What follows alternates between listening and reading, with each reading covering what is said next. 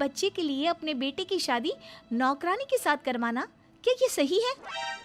अगर अभिमन्यु ने शादी नहीं की ना तो मैं अपनी जान दे दूंगी। अब देख लो, अगर तुम्हें अपनी माँ की जान प्यारी है तो तुम्हें इस नौकरानी के साथ शादी करनी ही होगी। इस तरह जानकी देवी अपने बेटे अभिमन्यु की शादी नौकरानी चमेली के साथ करवा देती है। कुछ दिनों के बाद नौकरानी से मालकिन बन के तो मजा आ गया, अब तो मैं इस घर की मालकिन हूँ। देखो, अपने आप को ज्यादा मालकिन समझने की कोशिश मत करो।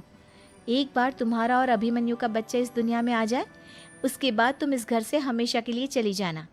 अरे जाओ जाओ, किसी और के आगे बातें बनाना, एक बच्चा तो पैदा नहीं कर सकी। बढ़िया आई, जाओ जाकर मेरे लिए कॉफी बना कर लाओ। नौकरानी मैं हूँ या तुम?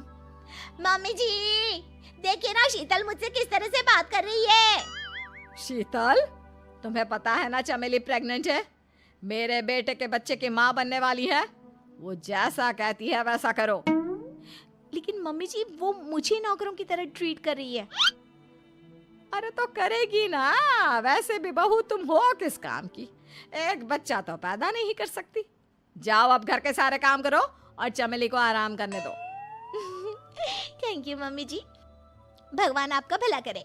आप नहीं होती तो मैं नौकरानी से महारानी कैसे बनती। देखो, तुम्हें जो चाहिए सब मिलेगा, खूब खाओ पियो, मजे की जिंदगी जियो, लेकिन बस मुझे एक बच्चा पैदा करके दे दो। कुछ दिनों के बाद मम्मी, बच्चे के लिए आपने मेरी शादी चमेली के साथ करवा तो दी, लेकिन दिन और रात का चैन मिट गया है। सारा दिन शीतल और चमेली की बहस चलती रहती है। अब शीतल को इस घर में रखने से क्या होगा? मैं तो कहती हूँ उसे घर से निकाल दो, है भी किस काम की। मैं ऐसा नहीं कर सकता माँ, वो मेरी पत्नी है, उससे बहुत प्यार करता हूँ मैं। तुम्हारी पत्नी चमेली है, चमेली, उससे प्यार करो। अरे तुम्हारे बच्चे को जन्म देने वाली है वो। अभिमन्यु, मैं खुद ही इस घर से चली जाती हूँ। वैसे भी अपने ही घर में नौकरों की तरह रहकर परेशान हो चुकी हूँ। घर की नौकरानी मेरे ऊपर हुक्म चलाती है, वो तुम्हारी पत्नी बन चुकी है। अब मेरा इस घर में क्या काम? अभिमन्यु के बार बार रोकने पर भी शीतल उस घर से चली जाती है। कुछ दिनों के बाद चमेली एक बच्चे को जन्म देती है। भगवान ने मेरी सुन ली, मेरे बेटे का घर भर गया, उसका अपना बच्चा इस दुनिया में आ गया। मम्मी जी, बच्चे को हाथ लगाने से पहले मेरी एक शर्त सुन लो। तुम कहना क्या चाहती हो चमेली?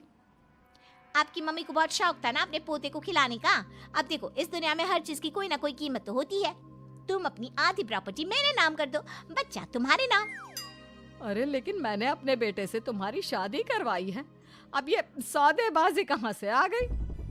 जो औरत अपनी बहू को घर से निकाल कर एक नौकरानी के साथ अपने बेटे की शादी करवा दे, वो तो सौदेबाजी कर ही सकती है ना। उसका कैसे भरोसा कर सकते हैं? मुझे बस आप लोगों की प्रॉपर्टी चाहिए, उसके बाद ही बच्चे को आप हाथ लगा सकते हैं। मैंने कहा था ना मम्मी, आप गलत कर रही हैं। देखिए, उसका नतीजा आपके सामने है। जब शीतल को पता चलता है कि अभिमन्यु और चमेली का बच्चा दुनिया में आ गया है, तो वो अपने घर पहुंचती है। अभिमन्यु, कहाँ है आपका बच्चा?